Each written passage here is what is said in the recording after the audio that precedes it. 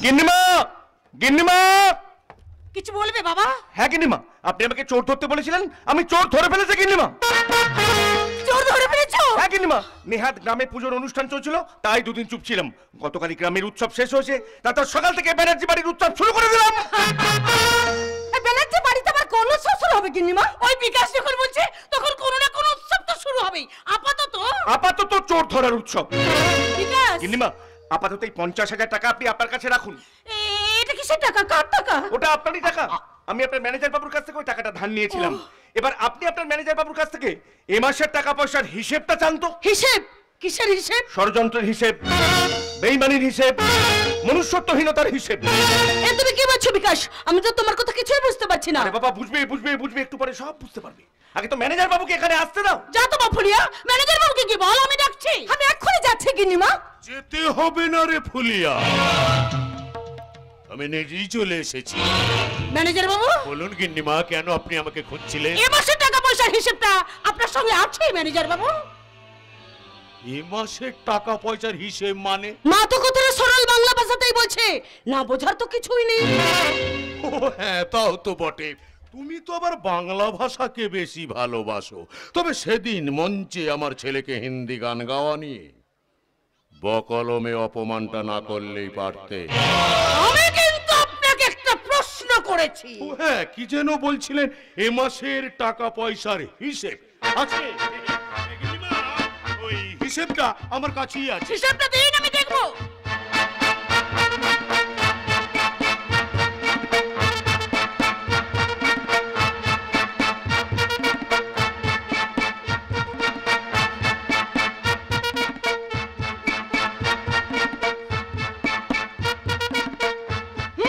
সবই তো বুঝলাম, কিন্তু এই 5 লাখ টাকাটা কোথায় খরচ হয়েছে সেটা ঠিক বুঝতে পারলাম না। আসলে গিন্নিমা ওটা... হ্যাঁ বলুন, কি হলো? চুপ করেছেন কেন? বলুন। চুপ আমি করে নেই মা প্রগতি। আসলে কি জানো মা, ওপর দিকে থুতু ফেললে সেই থুতুটা নিজের গায়ে এসে পড়ে, তাই... যা বলতে চাইছেন তা খুলে বলুন।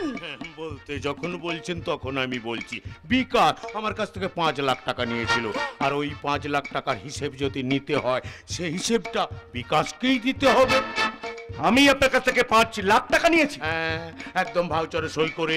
গণপতি পাল কখনো কাঁচা কাজ করে না। গিন্নিমা, 5 লাখ টাকার ভাউচার। দেখো তো বাবা, সইটা তোমার কি না? দেখতে হবে না গিন্নিমা, সইটা আমারই। এবার হলো তো? সত্যি আপনার উপস্থিত বুদ্ধির তারিফ না করে পারছি না। তবে একটা কথা জেনে রাখবেন, ওই উপস্থিত বুদ্ধি কিন্তু একটু আধটু আমারও আছে। আমি কিন্তু জেনে বুঝেই ওই ফাঁকা ভাউচারটাতে সই করেছিলাম। বিকাশ, ফাঁকা ভাউচার মানে? হ্যাঁ প্রগতি, মনসা পুজোর দিন সকালে আমি ওনার বাড়ি থেকে 50,000 টাকা ধার চাই। উনি আমাকে 50,000 টাকা ধারও দেন, যেটা তোমার মায়ের হাতে ধরা আছে। আর উনি আমাকে একটা ফাঁকা ভাউচারে সই করতে বলেন। আমিও চোর ধরবে বলে ওই ফাঁকা ভাউচারটাতে সই করে দিই। কারণ আমি জানতাম উনি ওই ফাঁকা ভাউচারে 50,000 টাকার পরিবর্তে অনেক বেশি টাকার অঙ্ক বসিয়ে নেবেন। গিন্নিমা, এই বিকাশও মিথ্যে কথা বলছে। আপনি যে এই কথাগুলো বলবেন সেটাও আমি জানতাম। গণপতি বাবু, এটা চিঠির যুগ নয়, ইমেলের যুগ। আমার এই হাতের মুঠে স্ক্রিন টাচ অ্যান্ড্রয়েড ক্যামেরা মোবাইলে সেদিনকার গোটা ঘটনাটাই কিন্তু ভিডিও রেকর্ডিং করা আছে। এই ভিডিও রেকর্ডিংটা দেখলেই জানতে পারা যাবে কে মিথ্যে কথা বলছে আর কে সত্যের আসনে বসে আছে। দেখুন গিন্নিমা, এই ভিডিও রেকর্ডিংটা দেখুন। দেখি। এসব কি গণপতি? আসলে গিন্নিমা আমি না... ছি গণপতি, ছি! ওই 50,000 টাকার জায়গাতে 5 লাখ টাকা লিখতে তোমার হাতটা এতটুকু কাঁপলো না? বলুন, তাহলে আপনি বিকাশকে ভাবে ফাঁসাতে গিয়েছিলেন? আমি শুধু একা নয় প্রগতি, অনেকেই ওনার এই প্রতারণার শিকার হয়েছে। ওই ফুলিয়ার বিয়ের সময় মঙ্গল কাকা ওনা থেকে 8 লক্ষ টাকা নিয়েছিল, কিন্তু উনি ভাউচারে লিখেছিলেন 10 লক্ষ টাকা। সে কি ফুলিয়া, এসব কি শুনছি? ঠিক শুনেছি রে দিদি। আসলে আমি তো শহরে চলে যাব, কোথাকার জানাজানি হয়ে গেলে পাছে ও আপনার কোনো ক্ষতি তো করে ফেলে। সেই ভয়ে আমি সবকিছু জেনে শুনে চুপ ছিলাম। তুই জানিস, আমার মায়ের রেখে যা গয়নাগুলান বেচে বাপু আরো 2 লাখ টাকা জোগাড় করেছিল রে। এইবার বুঝতে পারলেন গিন্নিমা, কেন এতদিন হিসেবে গরমিল পাচ্ছিলেন, আর কেই বা করছিল হিসেবের গরমিলটা? ওর হিসাব ও করেছে, এবার আমার হিসাব করার পালা। এই গ্রামের সবাই আমাকে গন্ডি করে। তুমি জানো, আমার একটা ফোনে এই কমলপুর থানার বড় বাবু তোমাকে হাজত বাস করে ছাড়বে। গিন্নিমা, এবারের মতো... ওই গিন্নিমা স্বপ্নটা শুনতে ও যেমন ঘেন্না করছে। আমার স্বামীর আমল থেকে তুমি আমাদের ব্যবসার ম্যানেজারই করছো, এই তাহলে তোমার আসল রূপ। আমার আমার ইচ্ছে করছে। তোমার কি ইচ্ছে করছে তা আমি জানি না মা, কিন্তু আমার ইচ্ছেটা আমি এক্ষুনি প্রকাশ করব। প্রগতি, ছেলের নাম সত্যনারায়ণ, বাপের নাম গণপতি, ধর্মের পুরো টেন্ডারটাই তো নিয়ে নিয়েছে, তারপরে এইরকম অধর্মের কাজ করতে লজ্জা করে না? প্রগতি, এই মুহূর্তে হাতে কাটারিটা থাকলে এক কোপে শরীর থেকে তোর মাথাটাকে আমি আলাদা করে দিতাম। তুমি একটু শান্ত হও প্রগতি, একটু শান্ত হও। এ তুমি কি বলছো বিকাশ? মা এতদিন এরকম একটা দুধ কলে দিয়ে কাল সবকে পুষে রেখেছে, এসব জানার পর আমি শান্ত থাকবো কেমন করে? বেরিয়ে যাও এই মুহূর্তে আমার বাড়ি থেকে, বেরিয়ে যাও, না হলে ঘাড় ধাক্কা দিতে বাধ্য হবো। শুধু এখান থেকেই নয়, এই গ্রাম থেকেও তোমাকে বেরিয়ে যেতে হবে গণপতি। আমি যেন আমার ত্রিসীমার হয় তোমাকে দেখতে না পাই। নেহাত তুমি এতদিন আমার কাছে কাজ করেছো, তারপর আমার বয়স হয়েছে, তাই তোমাকে আমি পুলিশে দিলাম না। আমার ব্যবসা থেকে টাকা চুরি করে তুমি যা জমেছো সেটা দিয়ে আশা করি বাকি জীবনটা তুমি ঠিক চালিয়ে নিতে পারবে। আজ থেকে এই ব্যানার্জি প্রাইভেট লিমিটেড কোম্পানির সঙ্গে তোমার কোনো সম্পর্ক নেই। বেরিয়ে যাও, বেরিয়ে যাও আমার সামনে থেকে। গণপতি বাবু, আমাকে চোর সাজাতে গিয়ে যে নিজেই চোর সাজা ফেললেন। চালটা আপনি ভালোই চেলেছিলেন, কিন্তু শেষ রক্ষেটা আর হলো না। কি হলো? এখনো দাঁড়িয়ে থাকবি না আমাকে কাটারিটা আনতে হবে? না, যাচ্ছি।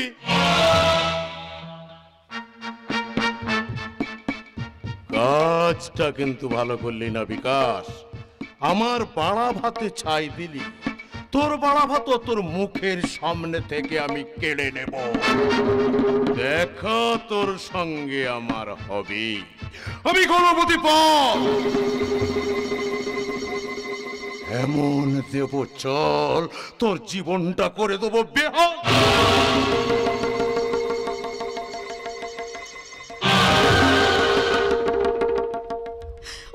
কি সাংঘাতিক! আমি বুঝতেই পারিনি আমার এই ঘরের মধ্যে বাস্তব সাপ হয়ে ওই কাল সাপটা দিন লুকিয়েছিল। বিকাশ, হ্যাঁ। বিকাশ, আমি যে কি বলে তোমাকে ধন্যবাদ দেব? না না গিন্নিমা, ওভাবে বলবেন না। আসলে আপনি আমাকে একটা কাজ দিয়েছিলেন আর আমিও সেটা চেষ্টা করেছি।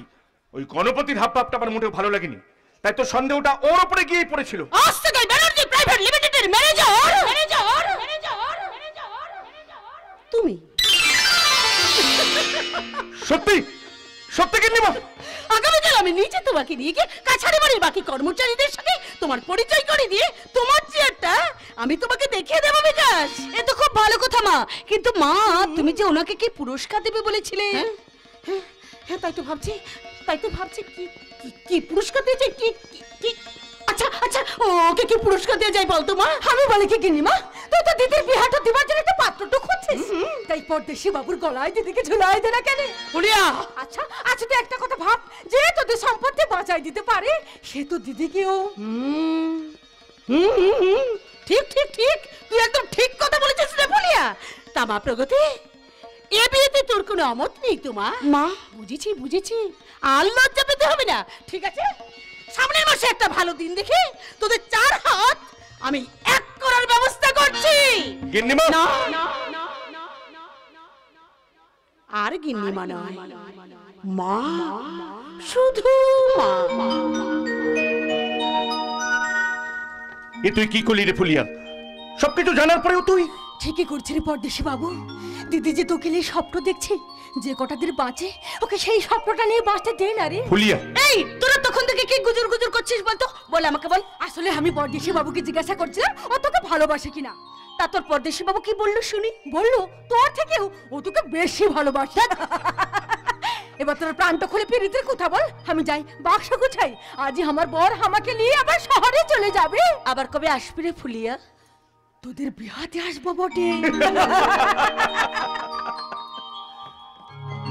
প্রগতি, জানো বিকাশ, আমি এতদিন ধরে এই স্বপ্নটাই দেখছিলাম। তাহলে তোমার দেখা স্বপ্ন আজ সার্থক হতে চলেছে বলছো? বলছি নই, দেখছি। কি দেখছো? দেখছি আমার মনের মানুষকে, দেখছি আমার ভবিষ্যৎকে, দেখছি আমার রূপকথার রাজকুমারকে। প্রগতি, বিকাশ, প্রেম যে আকাশ, প্রেম যে বাতাস, প্রেম যে নদীর জল, প্রেমের কথা সত্যি বাকি সবই বলা হয়। প্রেম যে আকাশ, প্রেম যে বাতাস, প্রেম যে নদীর জল, প্রেমের কথা সত্যি বাকি সবই বলা হয়। আমাকে কোনোদিন ভুলে যাবে না তো? কি করে জানলে তুমি ভুলে যাব তোমার, আমারই প্রাণ যে তুমি, তাকে কি গো ভোলা যায়।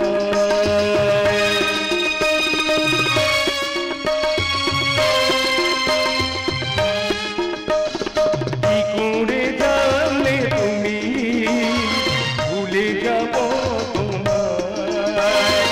আমারই প্রাণ যে তুমি, তাকে কি গো ভোলা যায়।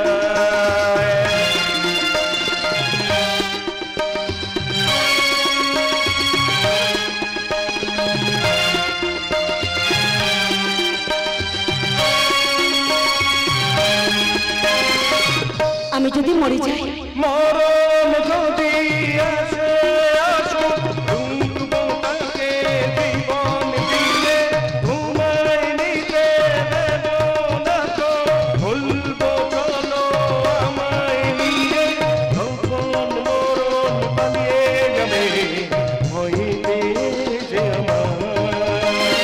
কি করে জানলে তুমি ভুলে যাব তোমার, আমারই প্রাণ যে তুমি, তাকে কি গো ভোলা যায়। প্রেম যে আকাশ, প্রেম যে বাতাস, প্রেম যে নদীর জল, প্রেমের কথা সত্যি বাকি সবই বলা হয়। প্রেম যে আকাশ, প্রেম যে বাতাস, প্রেম যে নদীর জল, প্রেমের কথা সত্যি বাকি সবই বলা হয়। প্রেম যে আকাশ, প্রেম যে বাতাস, প্রেম যে নদীর জল, প্রেমের কথা সত্যি বাকি সবই বলা হয়। বিয়ে বিয়ে বিয়ে, বেশি বয়সে হলেও অবশেষে আমার বোনের বিয়েটা হচ্ছে। হ্যাঁ, এই বিয়েটাকে কেন্দ্র করে বিকাশের সঙ্গে তোমার বিরোধ শুরু হয়েছে। যদি অন্যায় জানি শুধুমাত্র শান্তির ভয়ে আমি তোমাকে সাপোর্ট করে গেছি। এটা তুমি আমার অন্যায়টা কি দেখলে শুনি? তোমার সঙ্গে আমার বিয়ে হওয়ার পর তোমার ভাই বিকাশের সঙ্গে আমার বোন উপর আলাপ হয়। তোমার বোন রূপা বিকাশকে ভালোবেসে ফেলে, কিন্তু বিকাশ কোনোভাবেই সম্পর্কটাকে মেনে নিতে পারেনি, তাই মুখের উপর না বলে দিই। কেন? আমার বোন কি খারাপ বলতে পারো তুমি? এখানে খারাপ ভালোর প্রশ্ন নয় মিনতি, প্রশ্নটা হচ্ছে মনের। একটা কথা জেনে রেখো মিনতি, মেনে ঘষে রূপ আর ধরে বেঁধে পিরিত কখনই হয় না। তোমার ভাই আমার বোনের মুখের উপরে স্পষ্ট জানিয়ে দিল এ বিয়ে সে করবে না। আমার বোন তখন ঘুমের ঔষধ খেয়ে আত্মহত্যা করতে চাইছিল। ঠিক সময় মতন হসপিটালে ভর্তি করতে না পারলে আমার বোনটা মরতো নাকি? ঠিক আছে, পুরোটা কাসুন্ডি ঘেটে আর লাভ নেই, বিয়েটা তো আটকালো না। সে তো বটে, শুকুনের সাপে গরু কখনো মরে। যাকে কাজের কথা শোনো, চলো। ওপরের ঘরটা যে ভাড়া দেওয়ার কথা ছিল তারা আসবে কবে? আসবে কি গো বলছো? তারা তো চলে এসেছে। চলে এসেছে? হ্যাঁ, স্বামী স্ত্রী দুজন, ওদের সদ্যে বিয়ে হয়েছে। বাহ। মেয়েটা থাকে কমলপুরে, ছেলেটা এখানে চাকরি করে। আগে মেসে থাকতো, এখন আমাদের কাছে ঘর ভাড়া নিয়ে বউকে নিয়ে আজ চলে এসেছে। আসবো বৌদি? হ্যাঁ হ্যাঁ, এসো এসো, তোমার সঙ্গে আলাপ করে দিই। ইনি আমার স্বামী। নমস্কার। বলতে হবে না, ওর স্বামীর সঙ্গে অনেক আগেই আমার আলাপ পরিচয় হয়ে গেছে। তা ও কোথায়? অফিসে গেছে, আর অগ্রিম টাকা বাবদ এই 20,000 টাকা আপনাকে দিয়ে দিতে বলেছে। এই লিন দাদা। ঠিক আছে, এত তাড়াহুড়ো করার কি দরকার ছিল? তা ঘরটা পছন্দ হয়েছে তো? খুব খুব পছন্দ হয়েছে বটে। আসলে ঘরটার মধ্যে বন্ধ ছিল, তুমি একটু পরিষ্কার করে নিও বোন। সেলিয়ে আপনাকে চিন্তা করতে হবে কি বৌদি? ওই ঘরে আমার ভাই থাকতো, এখন তো সে আর নেই। নেই নেই মানে সে একটা খুনের আসামি, জেল খাটছিল। জেল থেকে পালিয়ে গিয়ে গা ঢাকা দিয়েছে আমার গুণধর ঠাকুর ভাই বিকাশ। কি নাম বললেন? বিকাশ? হ্যাঁ, বিকাশ মুখার্জি। তার নামটা শুনে তুমি এমন চমকে উঠলে কেন? না, ও কিছু না। আচ্ছা ওনার কোনো ছবি আছে? ছবি? হ্যাঁ। একটা ছবি তো টেবিলের উপর রাখা ছিল। দাঁড়াও, দেখছি।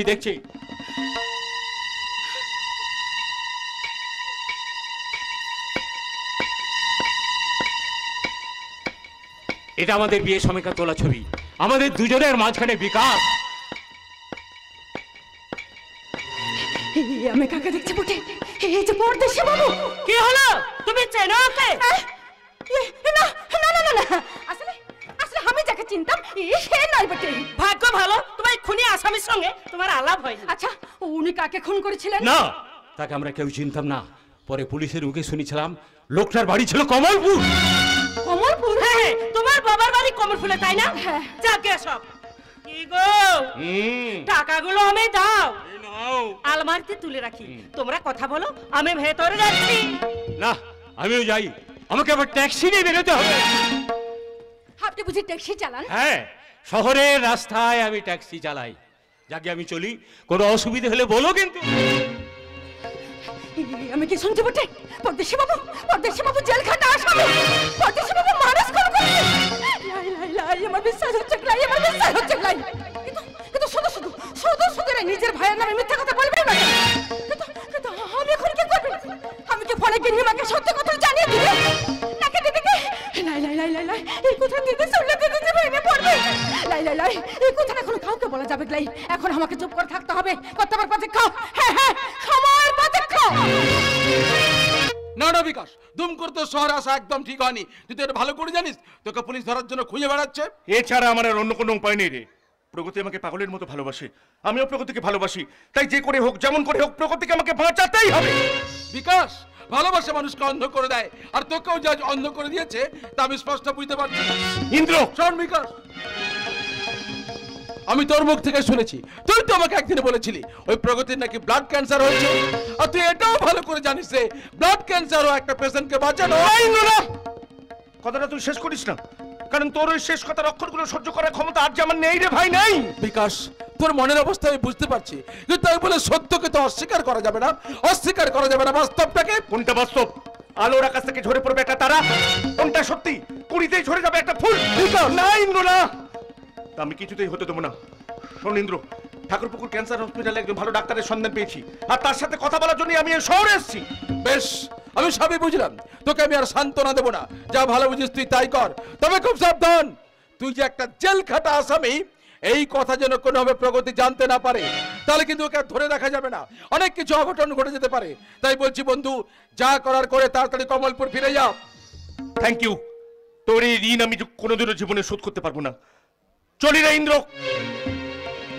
বিকাশকে যেন কেমন একটা উদ্ভ্রান্তের মতো লাগছে, ওর মাথা ঠিক নেই। না না না, ওকে একা ছেড়ে দিতে আমার ঠিক হয়নি। না না, আমি ওর সঙ্গে যাব। এই বিকাশ, কি একটা ট্যাক্সি ওর দিকে দ্রুত গতিতে এগিয়ে আসছে। বিকাশের কোনো হুঁশ নেই। সরে যা বন্ধু, সরে যা, নাহলে অ্যাক্সিডেন্ট হয়ে যাবে। বিকাশ, সরে যা, সরে যা। এসব তুমি কি বলছেন ইন্দ্র? হ্যাঁ স্যার, পুরো ঘটনাটা আমারই চোখের সামনে ঘটে গেল। ওই বিকাশের দাদা আকাশদার ট্যাক্সিতে অ্যাক্সিডেন্টটা হয়েছে। হঠাৎ ট্যাক্সির ব্রেক ফেল করে যায়। তারপর আমি বিকাশকে অ্যাম্বুলেন্সে করে হাসপাতালে পৌঁছানোর পর আপনাকে ফোন করি। ইন্দ্র, স্যার আপনার কাছে হাত জোড়ো করে অনুরোধ করছি স্যার, আপনি ওর প্রতি একটু সদয় হন।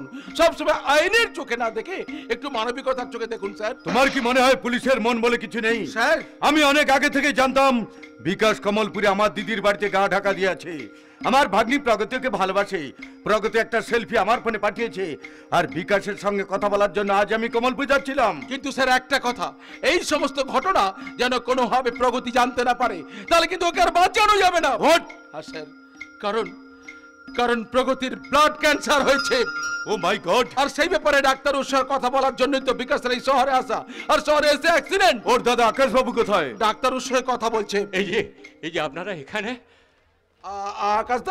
আকাশদা, বলো না ডাক্তার ও কি বললেন? কি হলো? চুপ করে দাঁড়িয়ে আছে কেন? বলো না ডাক্তার ও কি বললেন? কেমন আছে বিকাশ? বিকাশ এই যাত্রায় প্রাণে বেঁচে গেলেও ওর চোখ দুটো নষ্ট হয়ে গেছে।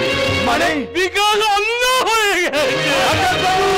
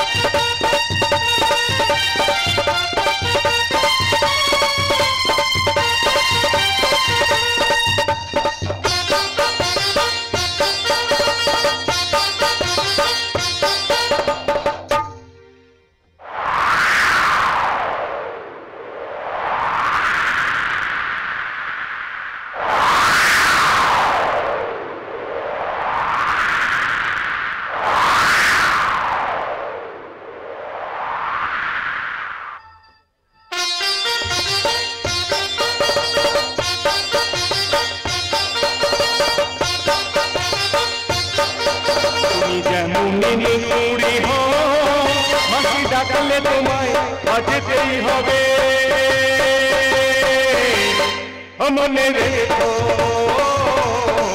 মনে রেখো,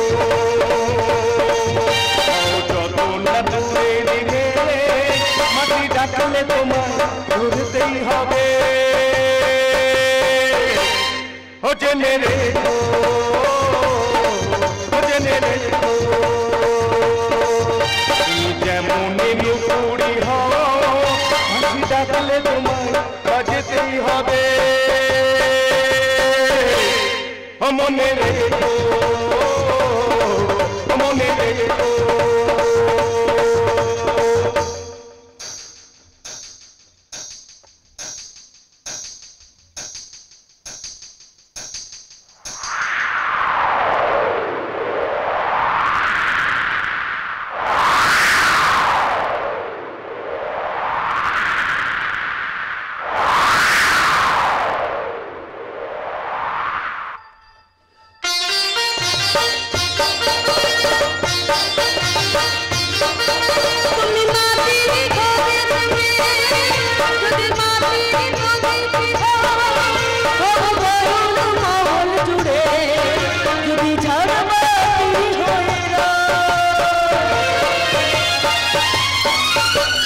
মাটির ঘরে থেকে যদি মাটির প্রদীপে ময়ূর মহল জুড়ে যদি ঝাড়বাতি হইর করতে গেলে সেই আলো কোনো আপনি তোমায় উড়তেই হবে।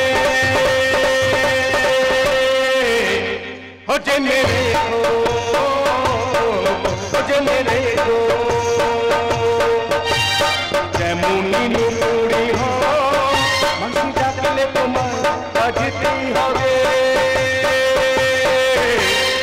ও মনে রেখো, মনে রেখো, তুমি যেমনই নুপুরি হও মাটি ডাকলে তোমায় বাজতেই হবে। ও মনে রেখো, মনে রেখো, মনে রেখো।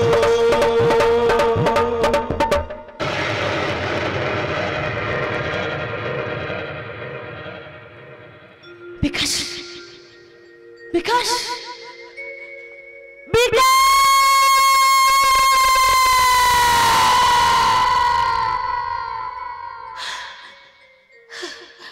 কোথায় গেল, কোথায় গেল বিকাশ, কোথায় গেল? এখানেই তো ছিল, এখানে, এখানে, হ্যাঁ এখানে ছিল। তাহলে কোথায় গেল? তাহলে তাহলে কি আমি স্বপ্ন দেখছিলাম? স্বপ্ন, হ্যাঁ আমি স্বপ্নই দেখছিলাম। আসলে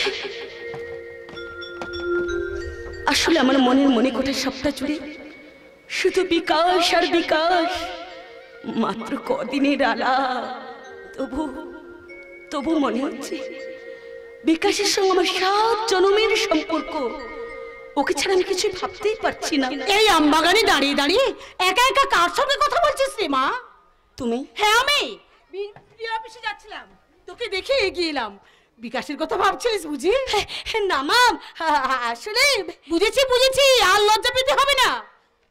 তবে কাজ আছে বলে ছেলেটা সেই যে শহরে গেল, বললো তাড়াতাড়ি ফিরে আসবে, এখনো এলো না। হ্যাঁ রে, ফোন করেছিলিস? হ্যাঁ মা, কিন্তু কিন্তু ফোনে সুইচ অফ বলছে। ও নিয়ে তুমি চিন্তা করো না মা, ওর উপর আমার পূর্ণ বিশ্বাস আছে। দেখবে ও ঠিক চলে আসবে। সেই বিশ্বাস ওর উপর আমারও আছে। এবার ভালোই ভালোই তোদের বিয়েটা দিয়ে দিতে পারলে আমার শান্তি। আমাদের বিয়ে হয়ে গেছে মা। প্রগতি? হ্যাঁ মা, অনুষ্ঠান করা হয়তো লোকাচারের সামনে, মালা বদল হয়নি। কিন্তু কিন্তু কি মা, আমাকে বল। মনসা পুজোর শেষ দিন রাতের বেলা মাঠে বসে সবাই যাত্রা দেখছিল, আমরাও বসেছিলাম। হঠাৎ মুষলধারে বৃষ্টি এলো, যে যেদিকে পারলো দোল লাগালো। নিমেষের মধ্যে মেলার মাঠ একদম ফাঁকা হয়ে গেল। আমি আর বিকাশ দৌড়ে গিয়ে উঠলাম মনসা মন্দিরে। কি ভয়ঙ্কর বৃষ্টি শুরু হলো, সেই সঙ্গে বাজ পড়ছে। নিমিষের মধ্যে মেলার মাঠ একেবারে ফাঁকা হয়ে গেল। হ্যাঁ, উমাপাড়া যাত্রা হচ্ছিল, বৃষ্টির জন্য শেষ দৃশ্যটা দেখতেই পারলাম না। প্রগতি, কিছু বলবি? হে মা, তুমি তো একদম ভিজে গেছো। বাহ, কি সুন্দর লাগছে তোমায়। এই কোনো দুষ্টুমি নয় কিন্তু। বৃষ্টি ভেজা স্নিগ্ধ নয়ন, বৃষ্টি ভেজা কেশ, বৃষ্টি ভেজা সুন্দরীকে লাগছে কিন্তু বেশ। প্রকৃতি আজ যে দিশেহারা, দিশেহারা আমি। কোনটা বেশি সুন্দরী, বৃষ্টি নাকি তুমি? বিকাশ, প্রগতি, আমার ভীষণ ভয় করছে বিকাশ। ভয়? কিসের ভয় প্রগতি? আমি তো তোমার সামনেই রয়েছি। এই দুর্যোগের মতন হঠাৎ করে ধেয়ে আসা কোনো কালবৈশাখীর ঝড় আমাদের স্বপ্নগুলোকে ভেঙে দেবে না তো? আমি ঝড়কে দু হাত দিয়ে আগলে রাখবো, তোমার কাছে আসতেই দেবো না। বিকাশ, প্রগতি, মা মনসার মন্দিরে দাঁড়িয়ে সর্বশক্তিমান ঈশ্বরের সামনে মা মনসাকে সাক্ষী রেখে আমি তোমাকে দিলাম আমার স্ত্রীর মর্যাদা, দিলাম আমার পরিচয়, অতীত, বর্তমান, ভবিষ্যৎ। প্রগতি,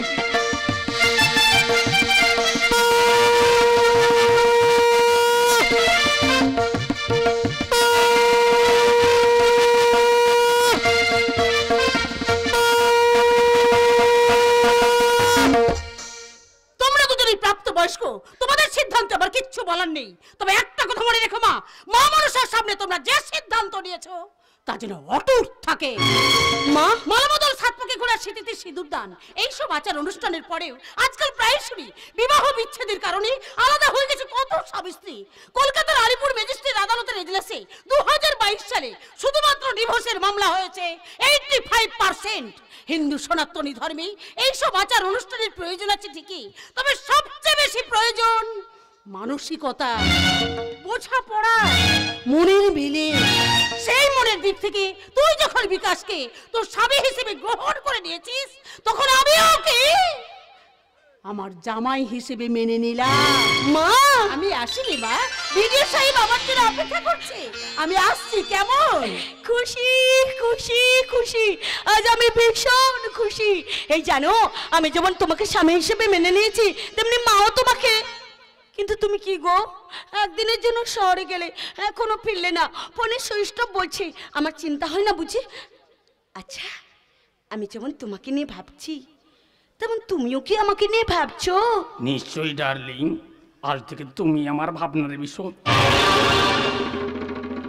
একই সত্যনারায়ণ, আপনি এখানে? দূর থেকে দেখলাম আম্মা গানের নিচে দাঁড়িয়ে দাঁড়িয়ে একা একা কথা বললে, তাই চলে এলাম। তবে হ্যাঁ, সেদিন তোমার গান কিন্তু আমার খুব ভালো লেগেছে। ধন্যবাদ। কিন্তু মাঝে বলে আপনাদের গ্রাম ছেড়ে দিতে। আর ধরলাম কোথায় যে ছাড়বো? কি বলতে চাইছেন আপনি? সেদিন তুমি আমার বাবাকে বলেছিলে তোমার মা নাকি সরল বাংলা ভাষাতেই কথাটা বলছে, আজ আমি তোমাকে বলছি আমি তো কথাটা সরল বাংলা ভাষাতেই বলছি, সেটা তো না বোঝার মতো বাচ্চা মেয়ে তুমি নাও ডার্লিং।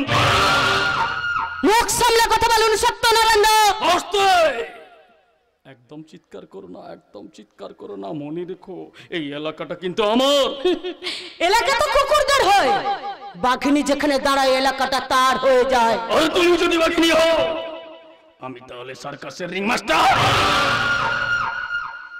চাবুকের উপর চাবুক মারতে মারতে বাঘকে কিভাবে খাঁচায় ভরতে হয় সেটা আমার জানা। একই, আপনি আমার হাত ধরলেন কেন? ছাড়ুন, ছেড়ে দিন বলছি। একটু আগে তুমি আমাকে গ্রাম ছাড়ার কথা বললে না, তাই গ্রাম ছাড়ার আগে ধরতে হবে না। কাজটা কিন্তু আপনি ভালো করছেন না সত্যনারায়ণ। চলি, তোর বড্ড জানা আমার বাবার গায়ে হাত। যে হাত দিয়ে তুই আমার বাবার গায়ে হাত তুলেছিলি, সেই হাত দুটো শুধু নয়, ওই তোর দুটো শরীরে লাগিয়ে দেবো কলঙ্কের কালি। হিংসার রসে পাপের আতুর ঘরে আমার জন্ম, জন্মের পদ্মায় মা মধুর জায়গায় রেখেছিল কালকৌটের বিষ। সেই বিষকে আজ আমি হয়ে গেছি বিষাক্ত হয় না, চোখে আমার নিঃশ্বাস করছে কামনা বাসনা। ছেড়ে দিন বলছি।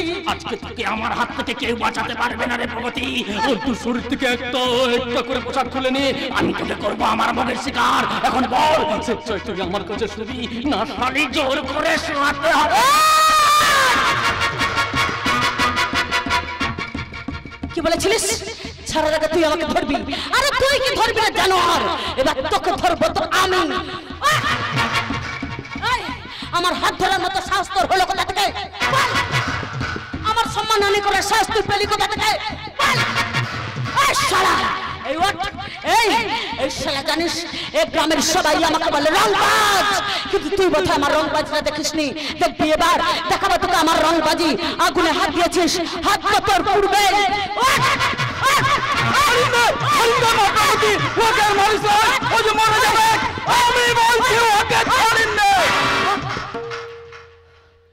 শালা নেহাত নেহাত মঙ্গল কাকা বললো, তাই তুই এই যাত্রায় বেঁচে গেলি, নাহলে আমার গায়ে হাত দেওয়ার জন্য তোকে আমি জ্যান্ত মাটিতে পুঁতে ফেলতাম। প্রগতি, কি মনে করছিস এ গায়ে মা বোনদের কোনো সম্মান নেই? লেডিস কলেজের সামনে দাঁড়িয়ে মেয়েদের টোন করিস, সে খবরও আমার কাছে ছিল। নেহাত তোর বাবা কালী কাকা বলতাম, তাই তোকে আমি কিচ্ছু বলিনি। শোন রে কুত্তা,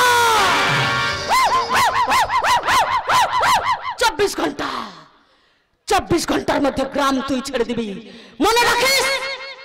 24 ঘন্টা তোর, 25 ঘন্টাটা কিন্তু আমার।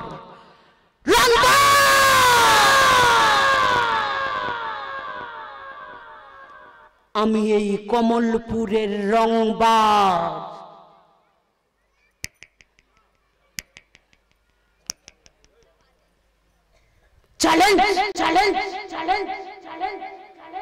তোকে আমি চ্যালেঞ্জ করে গেলাম। চলে সমঙ্গল কাকা। শালা, তোর বাপটাও হারামি আর তুইও হারামি বটে। গিন্নিমার কাছে চুরির দায়ে ধরা পড়ার পরও তোদের লজ্জা করে নাই রে? মঙ্গল, ও প্রগতিমা যা বলে তাই করে। ভালোই ভালো এই গ্রাম ছেড়ে চলে যা, আর তা না হলে কি রে মঙ্গল, তা না হলে কি তোর জীবনে নেমে আসবে অমঙ্গলের ছায়া। ওই প্রগতিমা তোদের মারতে মারতে একেবারে গ্রাম ছাড়া করবে, আমি বলে দিলাম। ওই প্রগতি আমার কিছু করতে পারবে না রে মঙ্গল, ওই প্রগতি আমার কিছু করতে পারবে না। একটু আগে তো প্রগতিমার হাতে ধোলাইটা খাচ্ছিলি, এখন বুড়া বুড়া কথা বলতে তোর লজ্জা করছে লাই?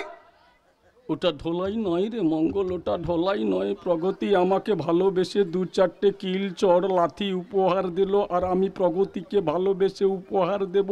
আর সেই উপহারটা কি জানিস? কি? তোর মৃত্যু।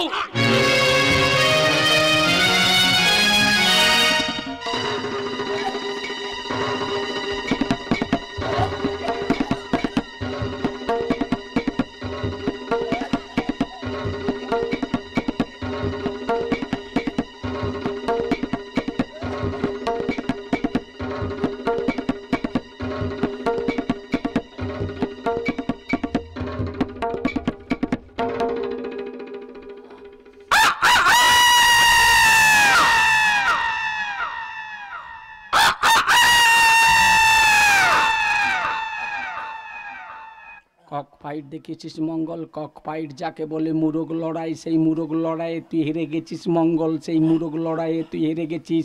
ভেবেছিলাম তোর মেয়েটা বেশ ডাগুর ডুগুর হয়েছে, ওকে আমি মতির সঙ্গে চাট করে খাবো, সেটা তুই জানতে পেরে তাকে তুই শহরে পাঠিয়ে দিলি মঙ্গল, তাকে তুই শহরে পাঠিয়ে দিলি। সেই জন্য তো ওই প্রগতিকে আমি খেতে চেয়েছিলাম, তাতে তুই বাধা দিলি কেন মঙ্গল? তাতে তুই বাধা দিলি কেন মঙ্গল? আচ্ছা মঙ্গল, তুই বলতো কেন কেন তুই বেঁচে আছিস এই পৃথিবীতে? কেন কেন তুই বেঁচে আছিস? আমি তোকে বলছি তুই মর না মঙ্গল, তুই মর, তুই মর, তুই মর।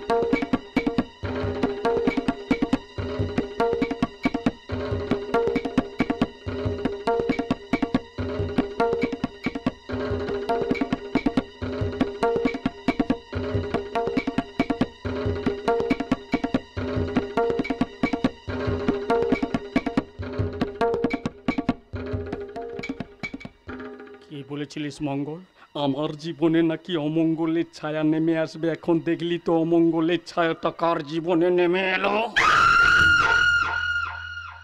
সত্য? হে তুই কি করলি? শুধু শুধু মঙ্গলকে তুই মারলি কেন?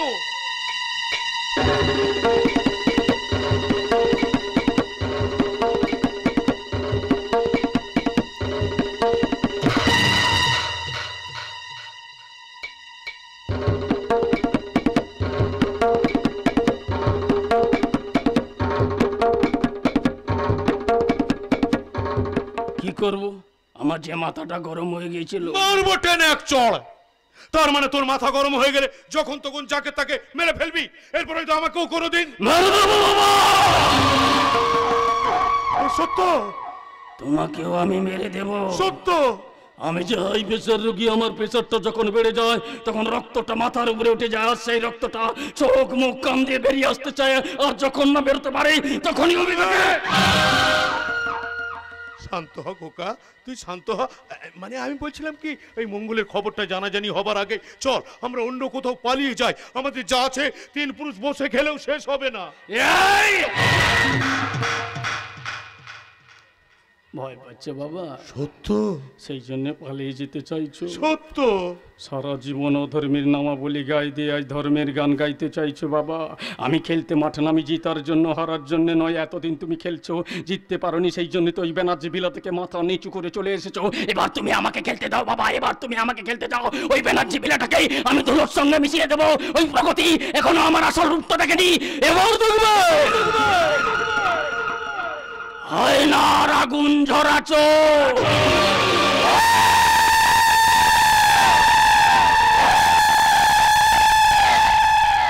এবার দেখবে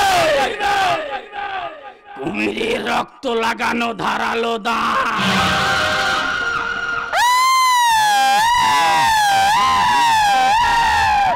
এবার দেখবে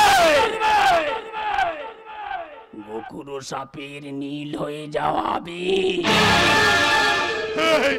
এই খোকা, তুই কি পাগল হয়ে গেলে? এখন এখন এই মঙ্গলের বডিটার কি হবে? একটা কবর খুলো, সেই কবরের মধ্যে ওকে ফেলে দাও, তারপর মাটি চাপা দিয়ে দাও। মাটি চাপা হয়ে গেলে তুমি আমাকে বলো, সেই মাটির উপরে একটা গাছ লাগিয়ে দেবো, আর সেই গাছে একটা সাইনবোর্ড টাঙিয়ে দেবো, আর সাইনবোর্ডে লিখে থাকবে গাছ লাগাও প্রাণ বাঁচাও। সত্য? গাছ লাগাও প্রাণ বাঁচাও। আর আমি ওর অন্তিম সময়ে বলবো কি? 2 হাত তুলে বলে রে কৃষ্ণ না।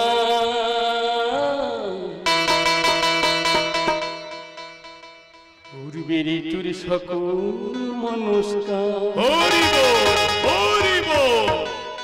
2 হাত তুলে বলে রে কৃষ্ণ না। পূর্বের তোর সকল মনস্কার। আজ প্রেমানন্দে বাহু তুলে নাচো রে মন কৃষ্ণ বলে। আজ প্রেমানন্দে বাহু তুলে নাচো রে মন কৃষ্ণ বলে। হরে কৃষ্ণ হরে কৃষ্ণ কৃষ্ণ কৃষ্ণ হরে হরে, হরে রাম হরে রাম রাম রাম হরে হরে। আমি সত্য বলবো। একটু একটু করে বুনে চলেছি লাল মাগুরসার জাল। এমনি কর, আমি করবো মাঝে মাঝে আমি 1 নম্বরের ভিলেনের জাত। সত্য?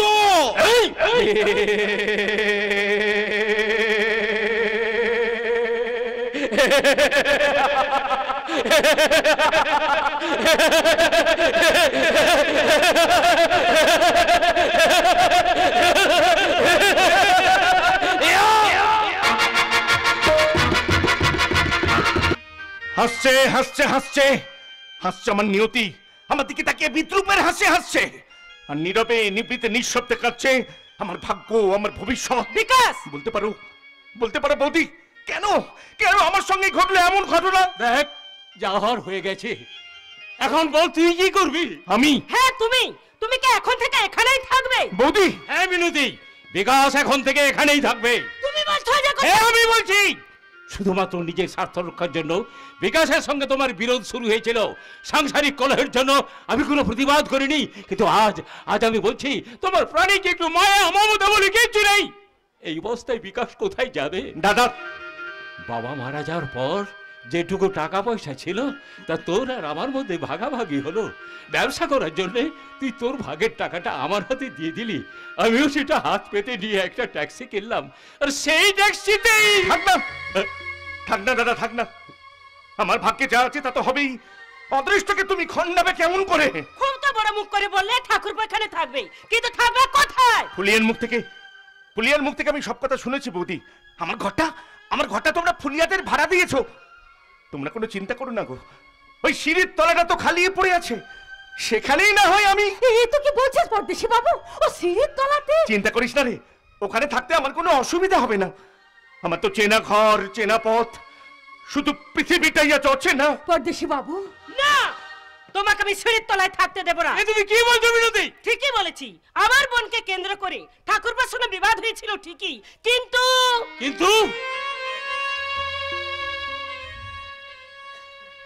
একজন অন্ধ অসুস্থ মানুষকে আমি ওই সিঁড়ির তলায় থাকতে দেব? এতটা নির্দয় আমি নই গো। মিনতি বৌদি, তোমরা দু ভাই ওই ঘরে থাকো, আমি না হয় সিঁড়ির তলাটা পরিষ্কার করি। মিনতি বৌদি, আমার কোনো কষ্ট হবে না গো। মিনতি আমার কোনো কষ্ট হবে না। মিনতি মিনতি বৌদি বৌদি। কিন্তু আমি ভাবছি অন্য কথা। পুলিশ যেভাবে ওকে খুঁজছে। আকাশ দা, আমি স্যারের সঙ্গে কথা বলেছি, আর স্যারও আমায় কথা দিয়েছেন বিকাশ যে এখানে এই বাড়িতেই আছে। এই খবরটা আপাতত ওপর মহলকে জানাবে না। তা নয় জানালো না ইন্দ্র, কিন্তু আইনের চোখে তো আমি অপরাধী রয়ে গেলাম, নিজেকে নির্দোষ প্রমাণ করতে পারলাম না। আসল অপরাধীর কাছে আমি হেরে গেলাম। বিকাশ, এভাবে ভেঙে পড়িস না রে পরদেশি বাবু, ওর উপরে ঈশ্বর আছে, দেখবি একদিন না একদিন সব ঠিক হয়ে যাবে। হ্যাঁ বিকাশ, ফুলিয়া একদম ঠিক কথা বলেছে। দেখবি একদিন তো রাতের কালো কালিমা মুছে গিয়ে তোর জীবনে দেখা দেবে নতুন সকালের সূর্য। সান্ত্বনা দিচ্ছিস বিকাশ, ইন্দ্র? ইন্দ্র, সান্ত্বনা যন্ত্রণা দুটো শব্দের মধ্যে ছন্দ থাকলেও শব্দ দুটোর মানেটাই যে ছন্দপতন হয়ে যায়। পরদেশি বাবু, তোরা সবাই মিলে আমাকে সান্ত্বনা দিলেও যে যন্ত্রণা আমি পাচ্ছি। আমি কাঁদতে চাইছি না, তবু চোখের জল যে অবাধ্য, কথা শোনে না, না চাইতে বেরিয়ে আসে চোখ থেকে। একটা জমাট বাঁধা অন্ধকার, একটা জমাট বাঁধা অন্ধকার জগত্তল পাথরের মতো আমার বুকে চেপে বসে আছে।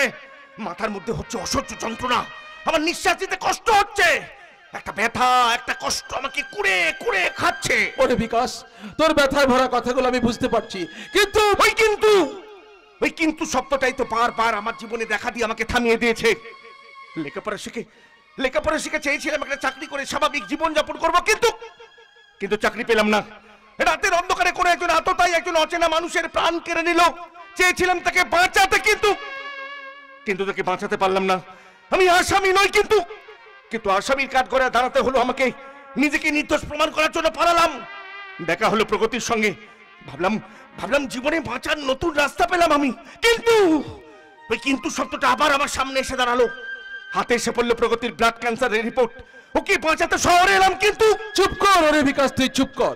তোর ব্যথায় ভরা কথাগুলো আমরা কেউ সহ্য করতে পারছি না। বিধির বিধানকে মুখ বুজে মেনে নিয়ে চুপ করে যেতে বলছিস ভাই? বিকাশ, আচ্ছা তোদের সবার কথায় আমি না হয় চুপ করে গেলাম, কিন্তু প্রগতি, তার কি হবে তোরা কেউ একবারে ভেবে দেখেছিস? প্রগতি? হ্যাঁ গো দাদা, কমলপুরের সহজ সরল নিষ্পাপ ফুলের মতো একটা মেয়ে, ও আমাকে দিয়েছিল ভালোবাসার আশ্রয়, প্রেমের প্রশ্রয়। ওকে যে বাঁচাবার শপথ দিয়েছিলাম আমি, তার কি হবে বলতে পারো? সে যে আমার পথ চেয়ে বসে আছে। সত্যি আমরা সবাই তুহার কথা ভাবছি, কিন্তু দিদির কথা তো কেউ ভাবছি না বটে। এতগুলান দিন হয়ে গেল তো গায়ে ফেরিস নাই, দিদি নিশ্চয়ই তোর জন্য খুব চিন্তা করছে রে। ডাক্তারবাবু ওকে টেনশন করতে বারণ করেছে। আচ্ছা ফুলিয়া, ইন্দ্র, দাদা, হ্যাঁ বল। তোমরা সবাই মিলে পারবে আমার একটা উপকার করতে? উপকার? হ্যাঁ বলো না তোমরা পারবে আমার একটা উপকার করতে?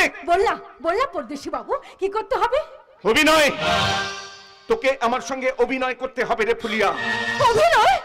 তুই কি বলছিস বিকাশ? আমরা তো কিছুই বুঝতে পারছি না। বুঝিয়ে না বললে বুঝতে পারবি কেমন করে? তাহলে তুই বুঝিয়ে বল। বিধির বিধান কিংবা নিয়তির বিচারে প্রগতি কতদিন এই পৃথিবীর নিঃশ্বাস নেবে তা আমি জানি না, কিন্তু ও যদি জানতে পারে